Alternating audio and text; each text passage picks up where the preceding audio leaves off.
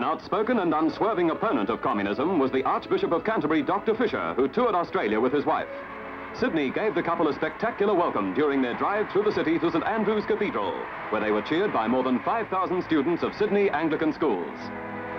At the cathedral, the head of the Church of England was welcomed by another Englishman, Dr. Mole, the then Primate of Australia.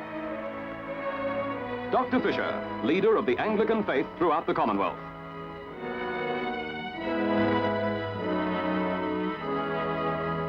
At Bellingen, on the north coast of New South Wales, doctors were attending an Englishwoman who was stealing the limelight. X-rays forecast that Mrs. Betty Sara, wife of the local ambulance superintendent, Percy Sara, former RAAF bomber pilot, was about to give birth to quadruplets. They already had a 4-year-old son until Alison, Philip, Judith and Mark, 2 pigeon pairs, arrived during a tense 26 hours at the local hospital. The quads were all hale and hearty, but it was several weeks before their 8-stone mother recovered from her ordeal and was able to return to her home and her proud husband.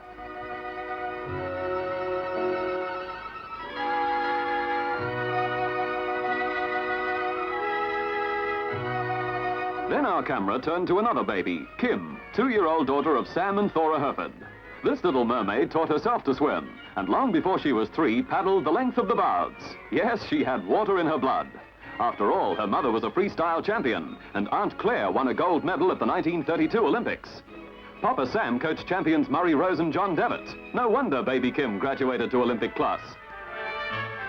Recognize these 2 young fellas? Lou Hode and Ken Rosewall, Australian junior doubles champions.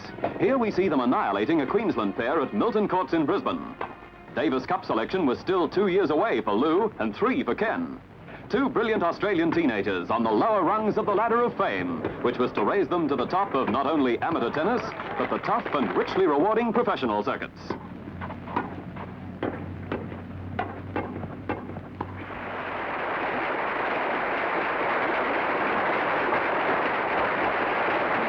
Here's evergreen champion American jockey Johnny Longden, invited by the VRC to demonstrate his style to Caulfield racegoers in an exhibition gallop on the Victoria Derby winner, Beau Gem.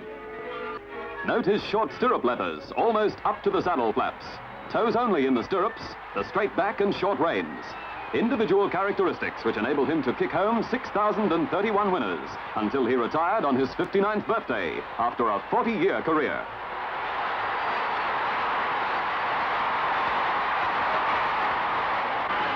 Meanwhile, Sydney-born Togo Johnson was rocketing to the top in England and the continent. Johnson pilots the French colt Scratch to victory in the St. Leger, the final and richest classic of the English racing season. Another success for jockey, owner and France.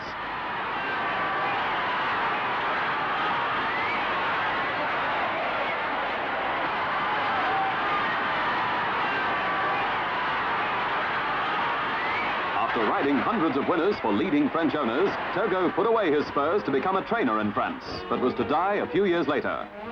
Togo Johnson, the success story of another Australian sportsman.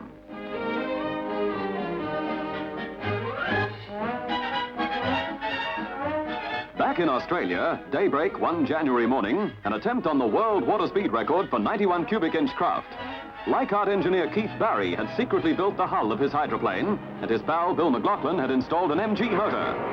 6 stopwatches timed the runs by Firefly, and then announced that Barry had pushed the record held by America at 65 miles an hour up to 72 miles an hour.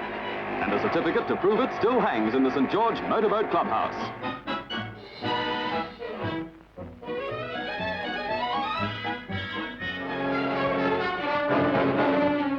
Before 8 o'clock on the morning of January the 25th, the waterfront was rocked by a terrific explosion in a disused petrol tank between the decks of HMAS Tarakan, moored at the naval dockyard at Garden Island.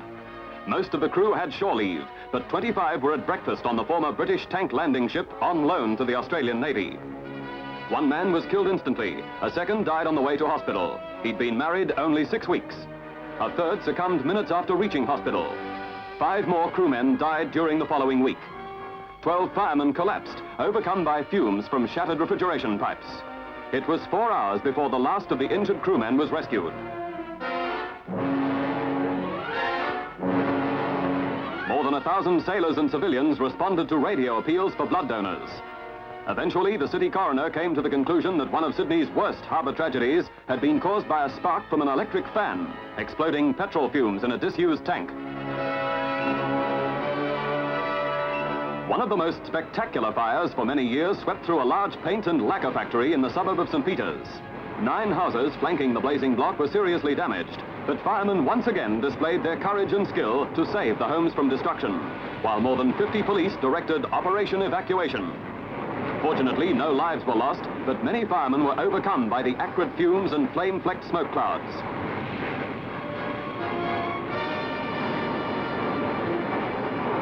Nearly 2 hours after the alarm was raised, this wall collapsed. The danger area had been cleared, but electricity wires which were brought down presented another hazard in a $1 million blaze which gutted one of the city's biggest paint factories. Ironically, this fire occurred on one of the few dry days in Sydney that year. The whole of the coastal district from Eden to Tweed Heads was subjected to an almost continuous drenching. And when the year ended, the Sydney Weather Bureau had recorded 86 inches of rain, an all-time record, 20 inches higher than the previous best recorded only the year before. Sydneysiders failed to catch a glimpse of the sun on 149 days. Incidentally, here's some information for Melbourne people. Sydney, with 45 inches, has the highest capital city average annual rainfall, with Melbourne in 4th place and Adelaide tailing the field with a yearly drop of 22 inches. The harbour front received frequent lashings as winds of cyclonic force whipped the waters up to surfing dimensions. Small craft around the foreshores were scattered far and wide, with hundreds being pounded to matchwood. Ferry services were suspended, and miles of retaining walls undermined and dislodged.